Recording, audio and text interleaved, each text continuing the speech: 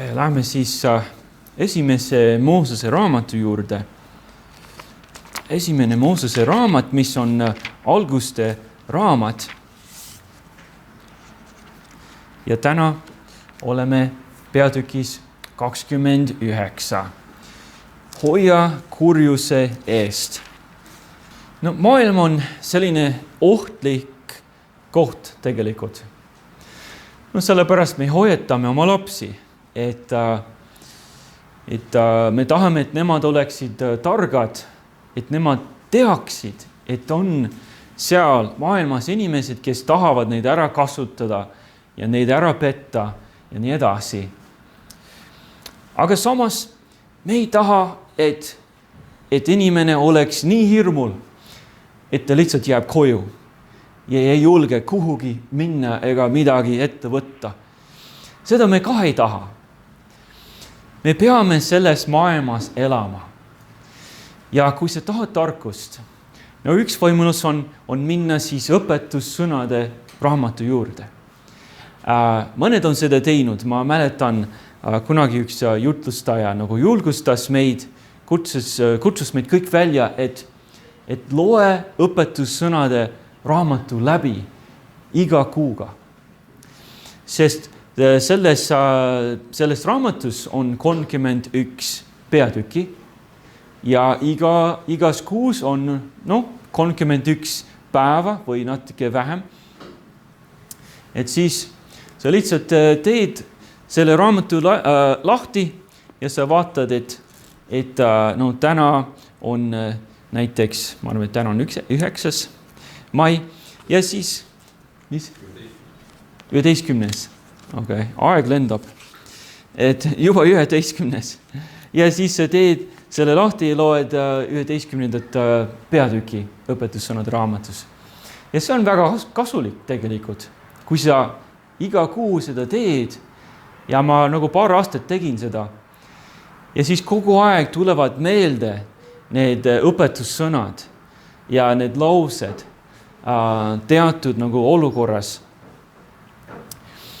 Aga täna me otsime tarkust ja otsime siit sellest esimeses Moosese raamatust peatükis 29. Kuidas ennast kurjuse eest hoida? Kui sa tahad kurjuse eest ära hoida, siis ära ole üksi. Ära ole üksi. Selles peatükis jääb Jaakob suurde hätta. Ja üks põhjus on sellepärast, et ta läks üksi võõrale maale. Ja see Laaban kasutas selle ära. Sest ta läks võõrale maale, aga kõik ei olnud kõik nii, nagu välja nägi. Ma loen siis salmid 1-14. 1-14. Ja Jaakob läks teele ning jõudis hommikumaa poegade maale. Ta vaatas ja näe, väljal oli kaev ja vaata, seal samas selle kõrval lebas 3 lamba ja kitsekarja, sest sellest kaevust joodeti karju, kaevu suul aga oli suur kivi. Kui kõik karjad olid kogunenud sinna, siis veeretati kivi kaevu suurt, joodeti lambaid ja kitsi ja seati kivi tagasi oma paika kaevu suul. Nüüd alguses siis Mooses, kes kirjutas seda, ta seletab, mis olukord on. Jaakob on nagu õigele kohale jõudnud ja ta näeb, et on need karjased ja nad kõik ootavad oma karjadega. Aga seal on kaev. Siis on seletatud, et jah, on seal selle peal on üks suur kivi ja nad ootavad, kuni kõik karjased on jõudnud ja siis koos nad tõstavad selle kivi ära ja kõik saavad joodetud. Aga Jaakob ei tea seda. 4. salm. Ja Jaakob küsis neilt, vennad, kus te olete? Ja nad vastasid, me oleme Haaranist. Siis ta küsis neilt, kas tunnete Laabanit, Naahori poega? Ja nad vastasid, tunneme küll. Ta küsis neilt, kuidas ta käsi käib? Ja nad vastasid, hästi. Ja näe, sealt tuleb tema tütar Rahel karjaga. Nüüd hakkab nendega rääkima ja midagi küsima. Võib-olla mõnes mõttes tundub, et nad on nagu nõus talle vastama. Aga need vastused on hästi lühikesed. Et ta küsib mingit küsimust ja tuleb nagu paar sõna vastusena. Ja sellepärast, et Jaakob on selline võõras. Me ei tea, kust ta tuli, me ei tea, mida ta tahab. Aga nad vastavad hästi nagu lühidalt. Ja kui Rahel tuleb, siis nad ütlevad, jah, seal on Rahel. Nagu, sa võid edasi temaga rääkida. Et nad ei viitsinud rohkem seletada asju. Aga siis loeme edasi, Salm 6, Salm 7. Ta ütles, vaata, päike on alles kõrgel, pole veel aeg karja kokku ajada. Jootke loomi ja minge söötke neid. Aga nad vastasid, me ei saa, enne kui kõik karjad on koos. Siis veritatakse kivi kaevu suult ja me saame joota lambaid. Nüüd nad seletasid just, miks nad kõik ootavad. Salm 9, kui ta alles nendega rääkis, tuli Rahel oma isa karjaga, sest ta oli neid hoidmas. Ja kui Jaakob nägi Rahelit, oma ema venna Laabani tütart ja oma ema venna Laabani karja, siis Jaakob astus ligi ja veretas kivi kaevu suult ning jootis oma ema venna Laabani lambaid. Siis Jaakob suudles Rahelit, tõstis häält ja nuttis. Ja Jaakob andis Rahelile teada, et ta on tema isa sugulane ja Rebekka poeg. Ja Rahel jooksis ning teatas oma isale. Ja kui Laaban kuulis sõnumit oma õepojast Jaakobist, siis ta jooksis temale vastu. Kaelustas ja suutles teda ning viis ta oma kotta. Ja ta jutustas Laabanile kõik, mis oli sündinud. Siis ütles Laaban temale, sa oled tõesti minu luu ja liha. Ja ta jäi tema juurde kuuks ajaks. No siiamaani tundub, et kõik läheb nagu hästi. Et Jaakob on jõudnud õigele kohale. Ta on leidnud Laabanit, oma ema venda. Ja näe, tal on üks ilus tütar ka. Ja kõik tundub, et kõik nagu lihtsalt läheb nii sujuvalt. Kukub nagu kokku, mis peab toimuma. Aga tema oli üksi. Ja ei olnud kõik nii, nagu Jaakob arvas. Mäletate, et aastaid enne tuli üks nagu uhke külaline samase kohta. Tema oli ka naist otsimas, aga mitte endale, vaid Iisakile. Te mäletate, see oli Abrahami sulane. Ja tema tuli, kui ta tuli, siis tuli Rebekka, nagu sarnane lugu tegelikult. Tuli Rebekka esmalt seal kaevu juures. Ta andis talle igasugust kulda, hõbedat ja riideid. Ja ma arvan, et kui Laaban tuli ja ta sai aru, et Jaakob, Iisaki poeg, siis tema vist lootis, et sama asja juhtuks.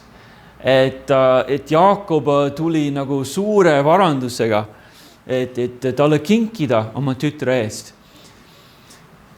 Aga siis ta kohe saab aru, et Jaakob on nagu põgenenud. Jaakob ta on üksi. Ta ei ole mitme sulasega ja mitme kaamelitega. Ta oli üksi. Tal ei ole eriti midagi. Ei ole midagi anda. Aga Laaban lubas, et ta võib temaga koos elada kuuks ajaks. ära ole üksi, leia endale tõelisi sõpru. No Jumal on teinud selle ülesande meile nagu väga kergeks. Sest Jumal on andnud inimesele perekonna näiteks ja koguduse. Kust sa leiad siis neid tõelisi sõpru? No kõigepealt otsi seda omast perekonnast. Need inimesed, kes sind armastavad. Ja sinu õed, vennad, isa, ema. Need inimesed, loodetavasti sa saad neid usaldada. Aga ma saan aru, et maailm on väga katki. Ja ei ole kõik pered sellised, kus kõik on armastuses ja kõik hoolivad üksteist. Mõnikord me tuleme perest, kus ei ole kõik korras, kus ei saa kõiki usaldada, kus on üks on ära kasvatanud teist. Aga isegi siis on Jumal andnud sulle midagi. Koht, kust leida neid tõelisi sõpru. Ja see on kogudus. Tähendab, et kui sul ei ole nagu korralikku perekonda, siis Jumal on andnud sulle sellise vaimuliku perekonna, kus sa leiad õed ja vennad Kristuses. Näiteks sellest kogudusest. Ma loodan, et sa leiad siit nagu tõelisi sõpru, kes ei valeta kunagi, kes kunagi ei petta, ära ei kasuta. Sest näiteks koguja raamatust, ma loen siis 4. peatükist, on 10 või Psalm 9. Parem on olla kahekesi kui üksi, sest neil on oma vaevast hea palk. Kui need langevad, siis tõstab teine oma kaastlase üles. Aga häda sellele, kes üksik on, kui ta langeb, ei ole teist, kes ta üles tõstaks. Koguja raamat on veel üks tarkuse allikas. Jumal ütleb meile, et parem on olla koos kellegagi. Et sul oleks nagu hea sõber oma elus. Keegi, kelle peale sa saad loota siin maa peal. See tüdruk, kes joonistas seda traktaati seal taga, et kui hea pead sa olema, et taevasse pääseda. Tema on soomlane, Miina Sundberg, tema nimi. Ja kui sa otsid teda internetis, siis sa leiad tema kodulehte, kus ta on teinud oma tunnistuse, nagu usutunnistuse, kuidas ta tuli Jeesuse juurde komiksi nagu moodi.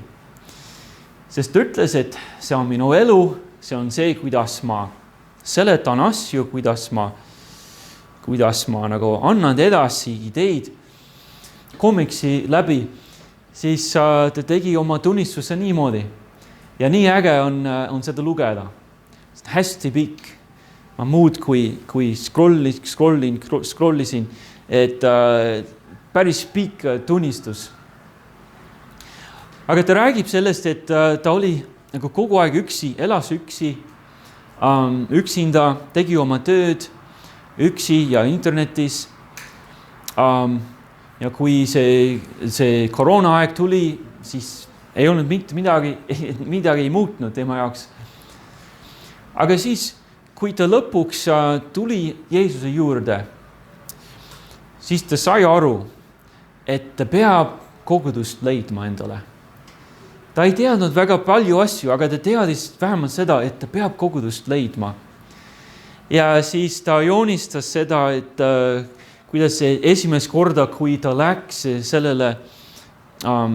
sellesse kogudusse, kus ta on praegu liige. Keegi hakkas temaga rääkima, et tere, kes sa oled ja miks sa tulid. Ja ta kohe puhkes nutma ja siis jooksis ära. Ta ei teadnud, kuidas olla teiste inimestega. Aga ta teadis, et see oli see õige koht ja ta tuli taas ja siis lõpuks sai inimestega seal tuttavaks ja jäi seal pärast, et kohvi juua ja küpsiseid süüa ja ta sai endale sõbrad, tõelised sõbrad Kristuses. Ära ole üksi selles maailmas. See on nii ohtlik, et olla üksi.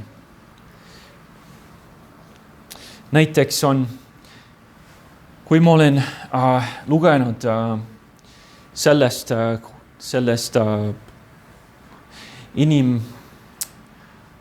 inimkaubandusest, kõige ohtlikum asi noorele naisele on see, et ta läheb üksi võõrale linnale, võõrale maale, läheb üksi. Ta ei ole nagu oma perekonda, ta ei ole sõpru, ta ei tunne seal kedagi. See on kõige ohtlikum asi. Sest need lood on nii palju, et noor naine või tüdruk läheb võõrale kohale. Ta kohtub inimesi, kes on pakkunud talle tööd. Aga siis tuleb kohe välja, et see tööd, mida nad pakuvad, ta mitte kuidagi ei soovi, aga nad sunnivad teda. Ja tal ei ole mitte kedagi seal. Keegi ei hakka teda otsima, keegi ei tea täpselt, kus ta on. Ta on lihtsalt kadunud. Ära ole üksi selles maailmas. Ja me teame, et me peame minema koos Jeesusega. Ükskõik millised tõelised sõbrad meil on, mine koos Jeesusega. Kristus suri meie eest, kui meie olime alles patused. Rooma 5:8. Piibel õpetab, et meie ilma Jeesuseta hakkama ei saa. Ei ole nii, et ma saan ise hakkama, ma lähen üksi ja ma teen kõik ära. Ma lihtsalt töötan rohkem ja siis läheb kõik paremini. Piibel õpetab meile, et me oleme patused. Et ilma Jeesuseta ei ole mingit lootust. Et ilma Jeesuseta meil ei ole päästmist, meil ei ole igavest elu. Siis me sureme oma pattudega ja hukkume päriselt. Jeesus ütles, et minu ike on hea ja minu koorem on kerge. Tule Jeesuse juurde ja mine koos temaga. Ja ta hoolitseb sinu eest. Nüüd, kuidas me hoiame kurjuse eest? No, ära ole üksi. Leia endale tõelisi sõpru. Mine koos Jeesusega. Ja siis teiseks, tee tarku otsuseid. Tee tarku otsuseid.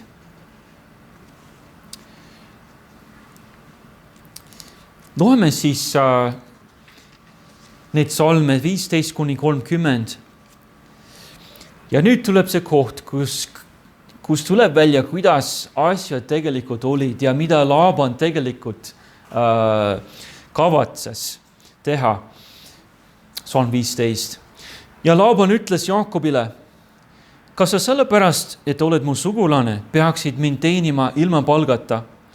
Nimeta mulle oma palk. Laabanil oli 2 tütart. Vanema nimi oli Lea ja noorema nimi oli Rahel. Leal oli läiketa silmad, aga Rahel oli jumekas ja ilusa välimusega. Jaakob armastas Rahelit, sellepärast ta ütles, ma teenin siin 7 aastat su noorema tütre Raheli pärast. Laaban vastas, ma annan ta parem sulle kui mõnele teisele mehele. Jää minu juurde.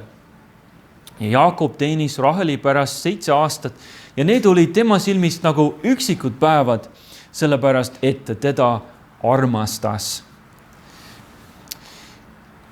Nüüd Laaban ütleb, et sa 6 aega sa oled tööd teinud siin, hoidnud minu karja ma ei tea, parandasid, aitas seal või ma ei tea, mida ta tegi. Aga ta ütles, et no ei ole õige, et ilma palgata sa lihtsalt teed seda tööd. Mida ma siis maksan sulle? Aga Jaakob ma ei mõelnud raha peale. Tema oli tulnud nagu naise pärast, et naise endale saada. Miks ta tuli sinna. Ja ta armastas Rahelit. Ütles, et ma teenin siin 7 aastat. Mul ei ole mitte midagi, mul ei ole mingit kulda või kaameleid või riideid. Siis 7 aastat ma töötan, et ma saaks Raheliga abielluda. Ja Laaban oli sellega nõus. No mis siis edasi sai? Salm 21. Jaakob ütles Laabanile, anna mu naine mulle kätte, sest aeg on täis, et ma võin minna tema juurde. No ilmselt oli see 7 aastat täis. Laaban koguski kokku kõik selle paiga mehed ja tegi peo. Aga õhtul ta võttis oma tütre Lea ja viis selle tema juurde ja Jaakob heitis ta juurde. Ja Laaban andis oma teenija Silpa oma tütre Leale teenijaks. Jõudis hommik ja vaata, see oli Lea. Siis ütles Jaakob Laabanile, mis sa mulle oled teinud? Eks ma ole Raheli pärast sind teeninud. Mis pärast sa mind petsid? Aga Laaban vastas, ei ole meie pool kombeks anda noorem enne vanemat.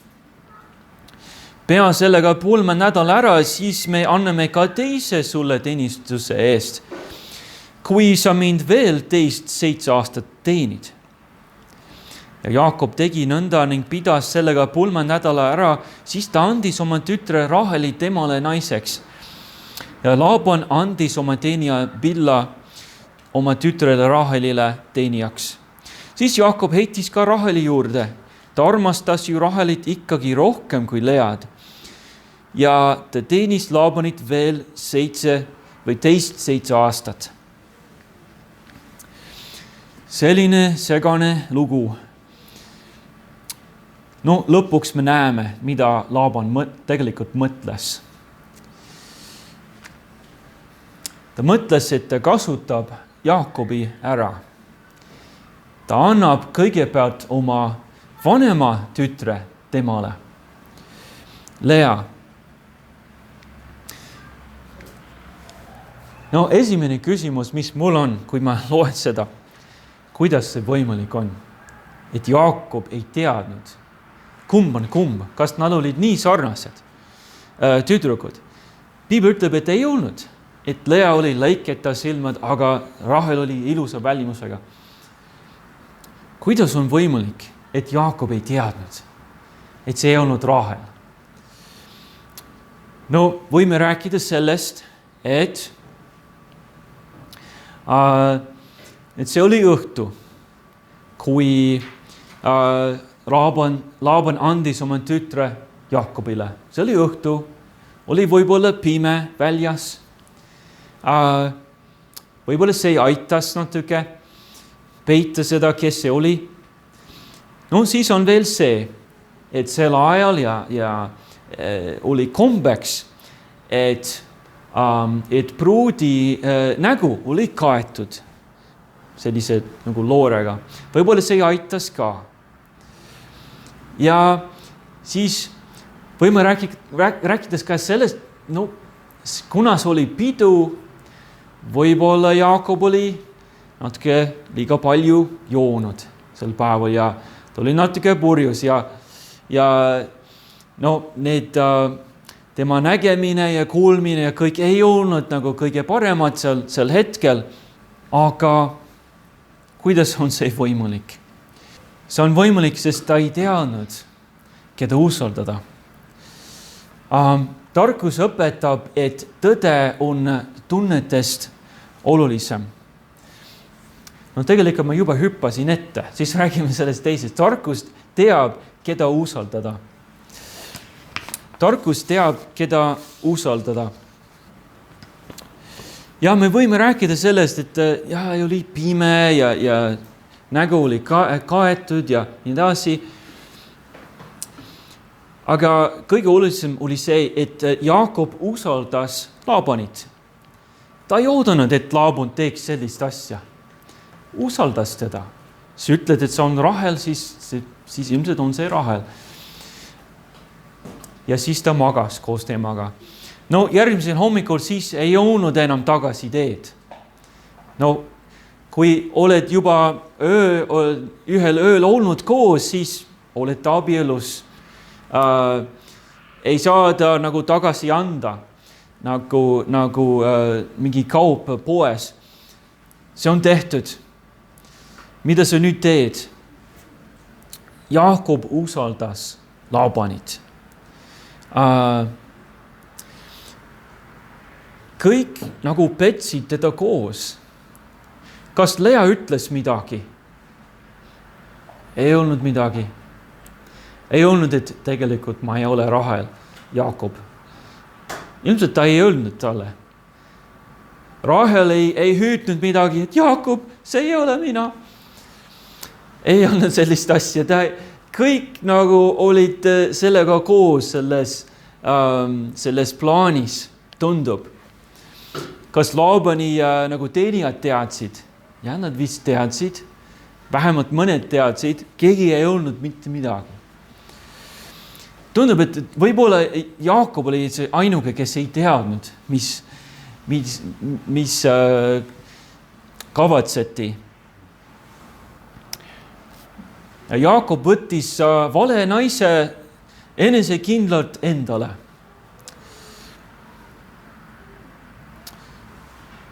Tarkus teab, keda me saame usaldada. Kui me tahame hoida kurjuse eest, siis me peame teadma, et keda me saame usaldada.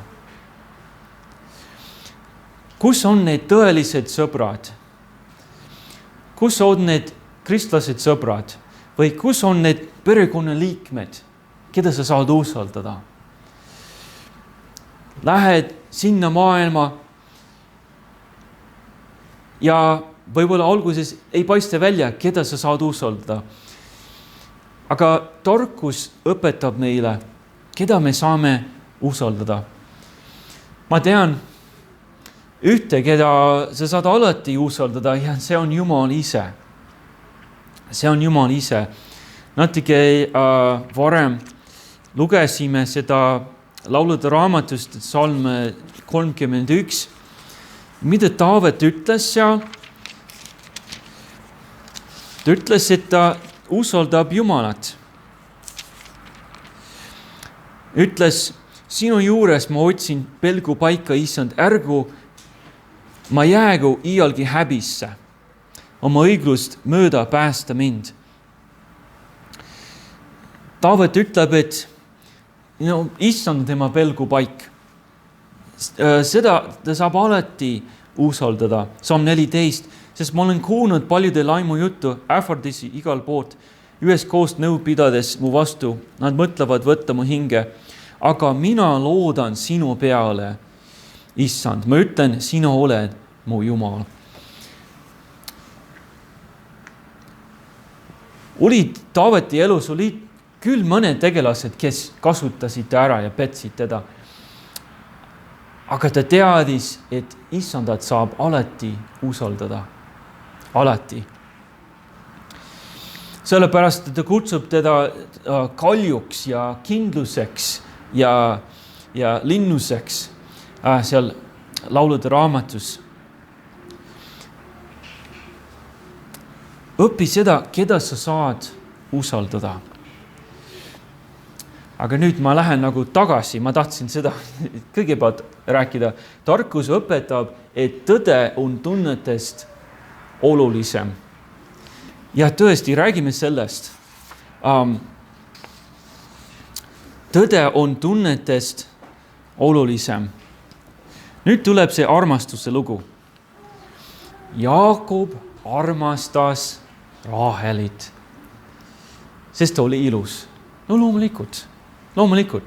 No Lea, tema jaoks, ma ei tea, see ei sobi mulle. Ta ei ole nagu nii ilus nagu Rahel, aga Rahel Wow. Ja ma tahan temaga abielluda. Ja sellepärast oli valmis kõike tegema, et Raheli endale naiseks saada. Kas ta peab 7 aastat töötama? Siis ma töötan 7 aastat. Ma ei tea, kas nad kauplesid natuke. Kas ta pakkus kõigepealt, et 3 aastat ja siis Laaban ütles, ei, mingi 10 ja siis kui nad jõudsid, et 7 aastat, ma ei tea, aga ta oli nõus. 7 aastat, siis las olla 7 aastat. Need on nagu mõned üksikud päevad, kui peaasi on see, et ma saan Raheli kunagi abielluda. Et ta saab minu omaks.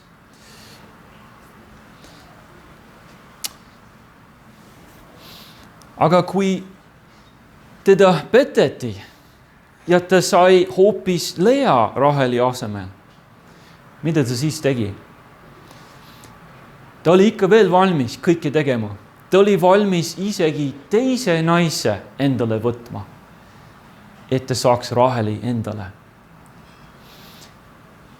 Kas see on olnud kunagi Jumala plaan, et mees võtab 2 naist endale? Ei ole. Kuigi me näeme seda esimeses Moosese raamatus, et Laamek võttis 2 naist ja siis Jaakob ja isegi Abraham oli nagu Haagar ka, kes ei olnud nagu päris naine, aga tegi ühe lapse temaga ka. Aga et teada saada, mida Jumal tahab, siis läheme algusesse, kus Jumal tegi Aadama ja Eeva. Ja see oli 1 mees ja 1 naine eluks ajaks abielus. Kuni 1 sureb ära, nad on kogu aeg abielus. See on Jumala plaan. No Piiblis on selline mitmik abielu või polügaamia alati selline negatiivne asi. Aga Jumala plaan, lihtsalt vaata Aadamat ja Eevat, see ongi Jumala plaan. Aga see, et Jaakob võttis 2 naist endale, see põhjustas nii palju jama Jaakobi elus, nii palju häda. Mis siis? Mõtleme koos, et mis siis, kui Jaakob oleks leppinud Leaga? Kas tema elu oleks nagu paremini läinud? Ma arvan, et oleks paremini läinud. Kui Laaban oleks teda petnud, aga nagu ta tegi, ta sai endale Lea, kuigi ta armastab Rahelit hoopis. Aga kui Jaakob oleks öelnud, et mul on naine olemas, ma ei hakka teist võtma.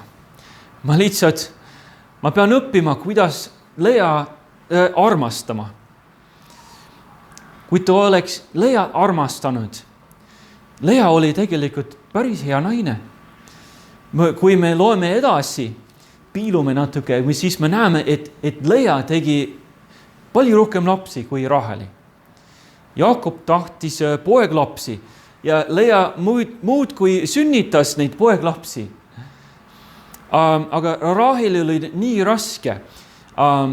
Tema oli viljatu, Piibel ütleb.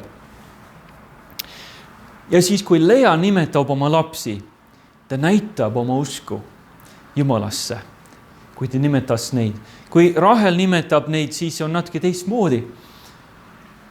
Aga me näeme, et Lea oli võib-olla tugevam usklik, kui Rahel oli isegi. Mis siis, kui Jaakob oleks teinud Jumala plaani järgi, et ma olen saanud endale naise, ma ei hakka teist võtma. Kui hästi see oleks läinud või vähemalt paremini läinud Jaakobi elus. Aga kui edasi loeme, siis me näeme, et nüüd on tegelikult sõda käib Jaakobi kodus. Sest ta armastab ühte, aga ei armasta teist. Üks sünnitab lapsi, teine ei sünnita lapsi ja on selline võistlus, et kes keda siis Jaakob armastab. Nii kurb, nii kurb. Tunded või ütleme, tõde on tunnetest olulisem. See on tarkus. See ei ole hästi nagu põnev. Kujuta ette, kui Jaakob oleks seda teinud, et ma ei saa lihtsalt rahaliid endale. Ma töötasin 7 aastat arvades, et ma saan rahaliid, aga ma ei saanud. Kui pettunud ta oleks, kui kurb ta oleks, aga kui ta oleks siis leppinud sellega, et siis Lea on minu naine. Ta ei ole nii ilus nagu Rahel, aga ta on minu naine, siis ma õpin teda armastama. Ma lihtsalt õpin teda armastama. Ma arvan, et ta oleks õppinud teda armastama. Tarkus on tunnetest tugevam. Et kui me läheme elu läbi niimoodi, et meie tunded juhatavad meid sinna ja tänna, siis on sul väga raske.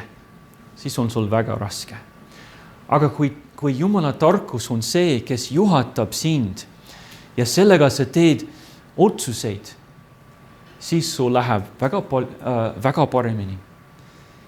Siis sa oled ära hoidnud nii paljude kurjade eest, kui sa elad tarkuse läbi, mida me leiame Piiblist. Sest maailm on selline ohtlik koht tegelikult. Me hoiatame oma lapsi ja me peame ise olema sellised targad selles maailmas. Aga me ei pea kartma, kui Jeesus on meiega koos. Aga jätame meelde, ära ole üksi. Leia endale kogudust. Ole siis Jeesusega ja tegutse tarkusega. Ole siis Jeesusega koos ja usalda Jumalat. Jumal õnnistab.